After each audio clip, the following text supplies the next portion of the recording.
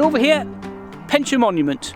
Some of the ridges that wrap around the hill, possibly associated with the idea of the worm lapping itself around the hill here. Whisht, lads, had your gobs, I'll tell yous all an awful story. Whisht, lads, had your gobs, and I'll tell you about the worm.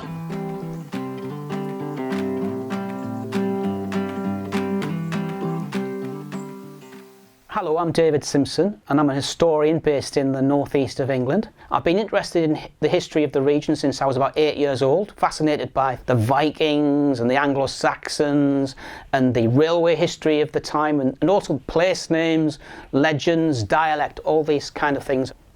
This particular map or series of maps shows the northeast of England at the time of the Civil War. This first one here shows you the preliminary period leading up to the war in which the Scots took virtual control of the northeast of England.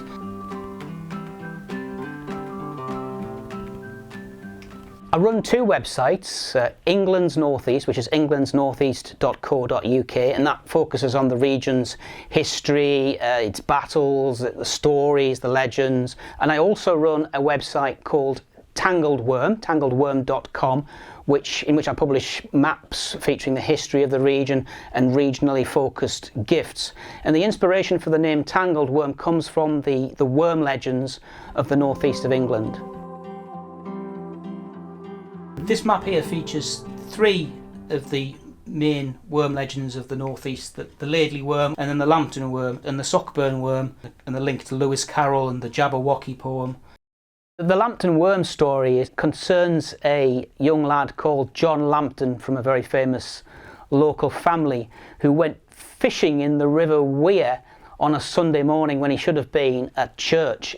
And he spent the whole morning fishing. He didn't catch anything of any use. But the only little thing he caught at the end of the morning was a tiny little creature, like a worm-like creature, and he thought, that's it. And he threw it down a nearby well, and he completely forgot about this.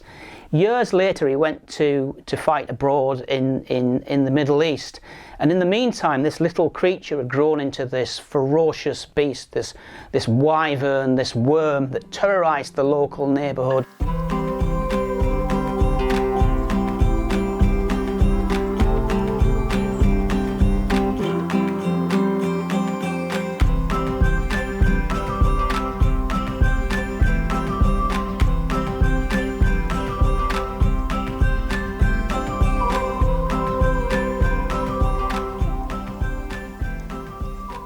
Here we are at Worm Hill, which you can see just behind me here. Now that's a natural feature, it's a glacial moraine, and just behind it was the site of the well where Lambton threw the little creature that he caught in the River Wear down the well.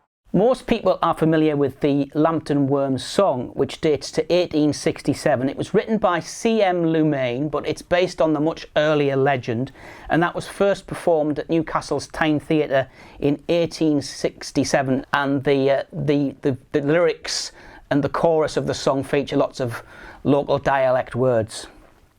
One Sunday morning, Lambton went a-fishing in the weir, and caught a fish upon his hook he thought looked very queer.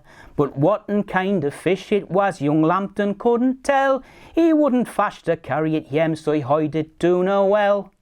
Whisht, lads, had your gobs, I'll tell yous all an awful story.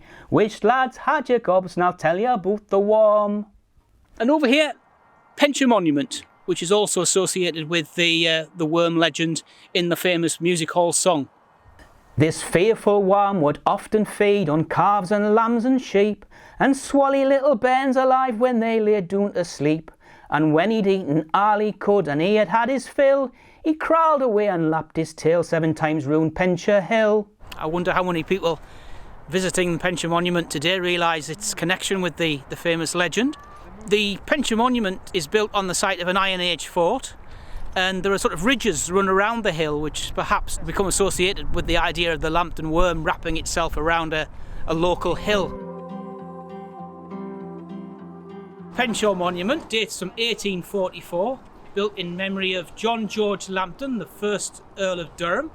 He was a coal owner, he was known as Radical Jack, and he's a descendant of John Lambton that reputedly killed the Lambton Worm in the famous North East legend. So know you now who all the folks on both sides of the weir lost lots of sheep and lots of sleep and lived in mortal fear.